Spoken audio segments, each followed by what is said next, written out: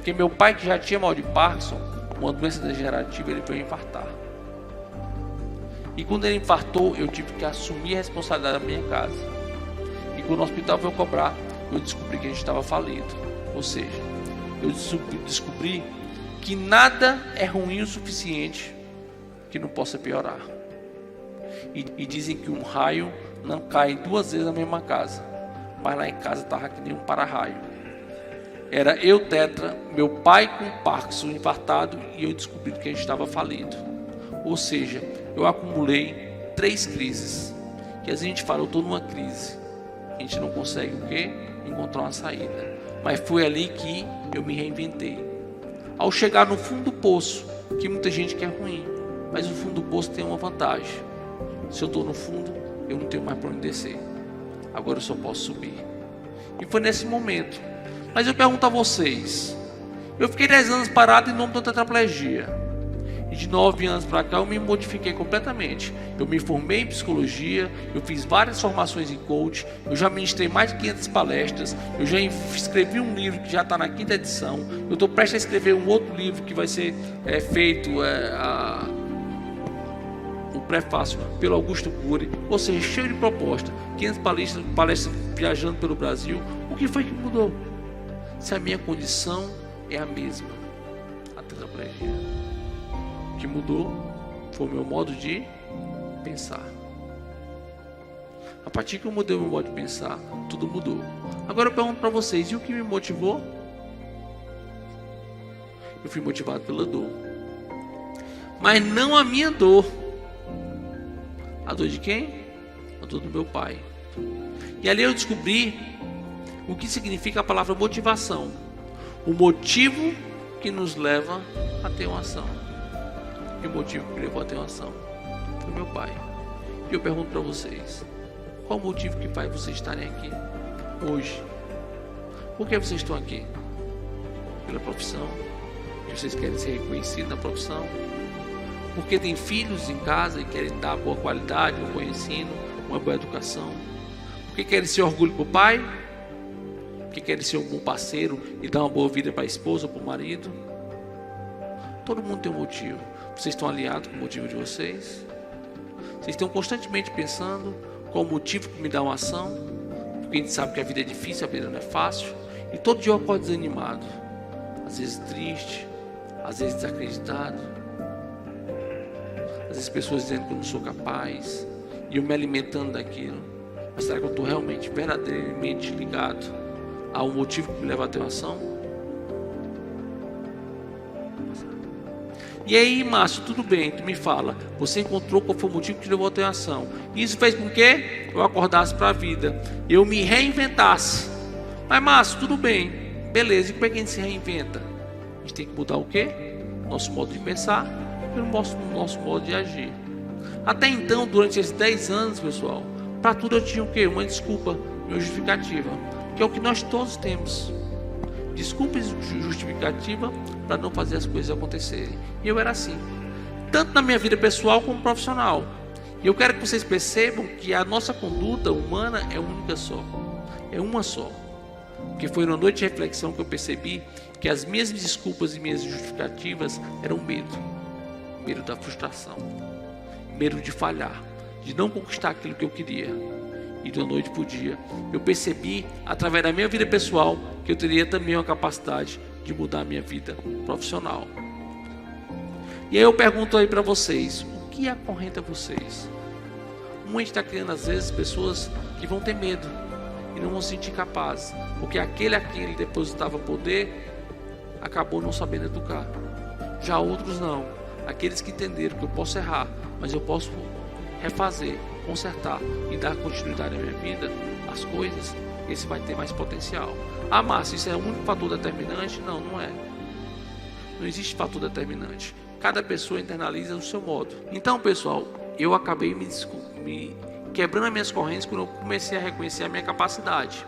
E aí eu peguei e fiz o quê? Eu passei a ter compromisso com os resultados. Eu não me culpabilizei, mas eu comecei a me autorresponsabilizar. Por quê? Porque quando eu me culpabilizo, eu me sinto pobre coitado, eu fico culpado, né? Não me dá energia positiva. Mas quando eu me autorresponsabilizo, quer dizer o quê? que eu sou responsável por conseguir sair daquela situação. Então foi nessa fase de empreendedor de mim mesmo que eu comecei a gerar compromisso com os resultados e eu me programei a curto, médio e longo prazo. O que eu fiz para me reinventar? Primeiro eu pensei, o que eu posso fazer parado? Bem, eu posso falar e posso escutar. Eu pensei, por que não ser psicólogo? Eu entrei na faculdade de psicologia. Só que eu pensei, isso aí é uma meta de longo prazo, que eu demoro no mínimo 5, 6 anos para me formar. E na realidade eu demorei 7. Então isso era a longo prazo. Mas eu precisava de dinheiro para longo ou para curto? Para curto. Estava falido. Eu pensei, o que eu vou fazer? Vou me formar em coach. Em pouco tempo eu já estou atendendo. E já consegue criar receita. Né? Eu estava em movimento. Como é que veio as palestras na minha vida? Eu digo que quando a gente está em movimento, as coisas, as oportunidades aparecem. Porque a oportunidade não bate na porta de casa. Mas quando a gente está em movimento, as chances vão surgindo. Porque eu me descobri que eu ia ser palestrante. Eu parei e pensei, a partir de hoje, eu vou falar. Eu vou transformar a vida das pessoas e vou me transformar. E vou ganhar para isso. Que a melhor parte de ser empreendedor é correr risco. Eu tive que me arriscar. Eu digo que quando a gente é otimista, a crítica se transforma em construtiva. A gente não pode estar na sintonia do outro, aquele que só tem desgraça para contar. Eu tenho que me unir com quem? Pessoas que pensam como eu, pessoas que acreditam.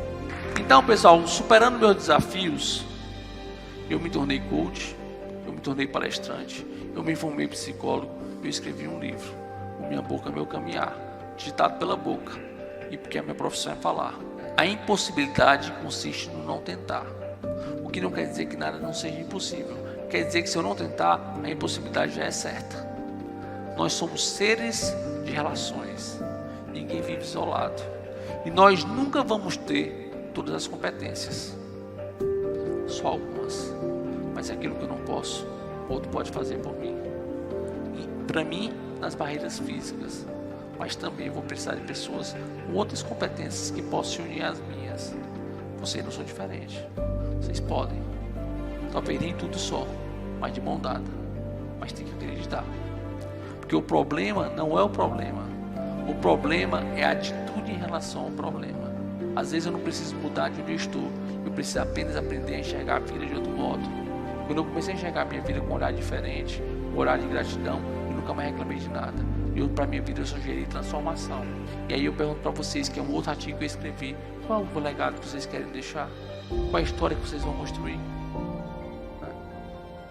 Um dia a gente vai chegar e olhar para trás e perguntar qual foi o teu legado. Se hoje eu morresse, eu seria motivo de falta ou de alívio para muita gente? Como elas lembrariam de mim? Será que elas lembrariam? Mas que assunto mórbido.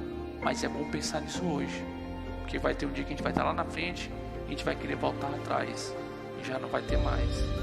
Nunca é tarde para recomeçar, mas quanto antes melhor.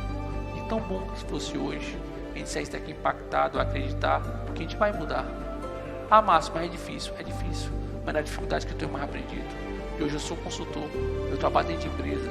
Quando eu vejo dois caminhos, do asfalto e da terra, eu digo é por aqui, pela terra. Eu sou off-road, sou 4x4. Quanto mais dificuldade eu passo, mais eu aprendo. Eu não posso querer transformar a vida de ninguém se eu não for o espelho. Eu tenho que primeiro transformar a minha vida. E você tem que ser exemplo. Porque vocês podem transformar tanto a vida de vocês como a dos outros. Porque eu não quero unanimidade.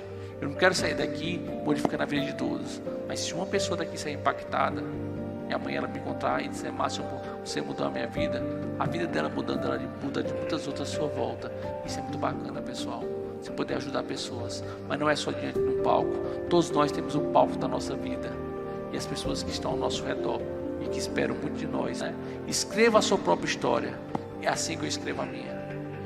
Eu reinventei e reescrevi a minha história, que podia ser uma história de vários anos ainda não acamado, mas aí a gente reclama das dificuldades, dos desafios, mas não reclame. Quando ele vier, pense, é só no desafio que eu saio da minha zona de conforto. Então às vezes o desafio ele vem não para nos afundar, para paralisar, mas ele vem para nos provocar e a gente perceber que a gente é capaz de escrever a nossa história. Então escreva, passe bem a sua própria história. E esse é meu livro, Minha Boca, Meu Caminhar. Porque eu digito com a boca e a minha profissão é falar. Quando eu falo da minha transformação do ser pensar e agir. Eu mudei a minha maneira de ser para depois mudar a minha maneira de pensar. E aí eu parei de dar desculpa e justificativa e comecei a arranjar a solução.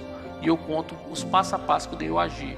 O acordar, o resgate da minha autoestima, o marketing pessoal, né? O ser empreendedor e como é que eu fui conquistando cada coisa. E uma coisa que eu aprendi ao escrever essa minha história é que eu não sou o que me aconteceu, eu sou o que escolho me tornar. E vocês não são o que aconteceu na vida de vocês. Vocês são o que vocês escolhem se tornar. E o que eu espero hoje aqui nesse palco é ter mudado a escolha de vocês diante dos seus desafios. Que seja agora uma escolha de superação.